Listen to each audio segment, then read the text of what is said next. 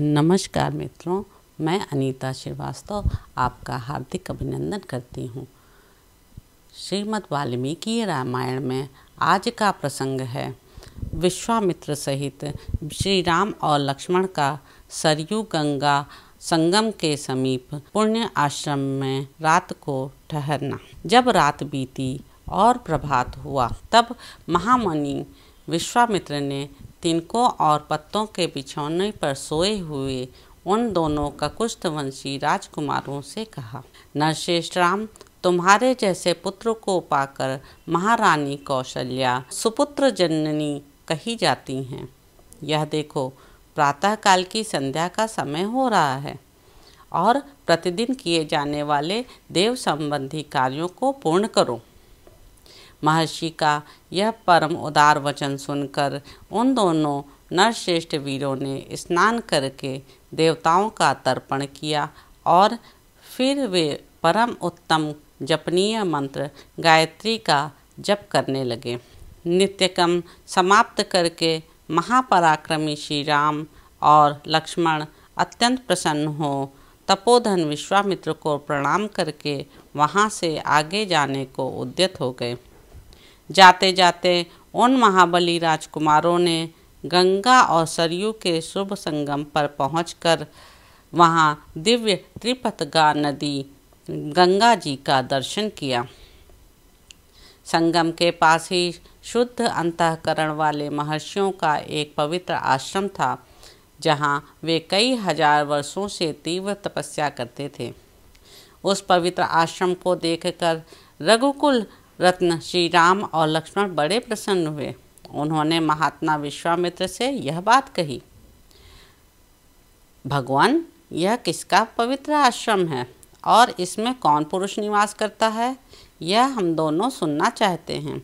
इसके लिए हमारे मन में बड़ी उत्कंठा है। उन दोनों का यह वचन सुनकर मुनिश्रेष्ठ विश्वामित्र हंसते हुए बोले, राम, यह आश्रम पहले जिसके अधिकार में रहा है उसका परिचय देता हूँ, सुनो। विद्वान पुरुष जिसे काम कहते हैं वह कंदर्प पूर्व काल में मूर्तिमान था, शरीर धारण करके विचरता था। उन दिनों भगवान स्थाणु इसी आश्रम में चित्त को एकाग्र करके नियम पूर्वक तपस्या करते थे। एक दिन समाधि से उठकर देवेश्वर शिव मरुद गणों के साथ कहीं जा रहे थे। उसी समय दुर्बुद्धि काम ने उन पर आक्रमण किया। यह देख महात्मा शिव ने हुंकार करके उसे रोका। रघुनंदन, भगवान रुद्र ने रोष भरी दृष्टि से अवहेलना पूर्वक उसकी ओर देखा तो उस दुर्बुद्धि के सारे अंग उसके शरीर से जीर्ण शीर्ण होकर गिर गए। वहां दग्ध हुए महामना कंदर्प का शरीर नष्ट हो गया। देवेश्वर रुद्र ने अपने क्रोध से काम को अंगहीन कर दिया। राम तभी से वह अनंग नाम से विख्यात हुआ। शोभाशाली कंदर्प ने जहाँ अपना अंग छोड़ा था वह प्रदेश अंग देश के नाम से विख्यात हुआ। यह उन्हीं महादेव जी का पुण्य आश्रम है। वीर, ये मुनि लोग पूर्व काल में उन्हीं स्थाणु के धर्मपरायण शिष्य थे। इनका सारा पाप नष्ट हो गया है। शुभ दर्शन राम, आज की रात में हम लोग यहीं इन पुण्य सलीला सरिताओं के बीच में निवास करेंगे। कल सवेरे इन्हें पार करेंगे। हम सब लोग पवित्र होकर इस पुण्य आश्रम में चलें। यहाँ रहना हमारे लिए बहुत उत्तम होगा। नरश्रेष्ठ, यहाँ स्नान करके जप और हवन करने के बाद हम रात में बड़े सुख से रहेंगे। वे लोग वहाँ इस प्रकार आपस में बातचीत कर ही रहे थे कि उस आश्रम में निवास करने वाले मुनि तपस्या द्वारा प्राप्त हुई दूरदृष्टि से उनका आगमन जानकर मन ही मन बड़े प्रसन्न हुए। उनके हृदय में हर्ष जनित उल्लास छा गया।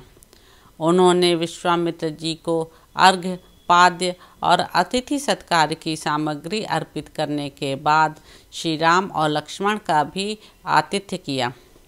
यथोचित सत्कार करके उन मुनियों ने इन अतिथियों का भांति भांति की कथा वार्ताओं द्वारा मनोरंजन किया। फिर उन महर्षियों ने एकाग्रचित होकर यथावत संध्या वंदन एवं जप किया। तदंतर वहाँ रहने वाले मुनियों ने अन्य उत्तम व्रतधारी मुनियों के साथ विश्वामित्र आदि को शयन के लिए उपयुक्त स्थान में पहुँचा दिया। संपूर्ण कामनाओं की पूर्ति करने वाले उस पुण्य आश्रम में उन विश्वामित्र आदि ने बड़े सुख से निवास किया। धर्मात्मा मुनि श्रेष्ठ विश्वामित्र ने उन मनोहर राजकुमारों का सुंदर कथाओं द्वारा मनोरंजन किया। तो इस प्रकार मित्रों, बालकांड में निहित 23वां सर्ग यहाँ पर समाप्त होता है।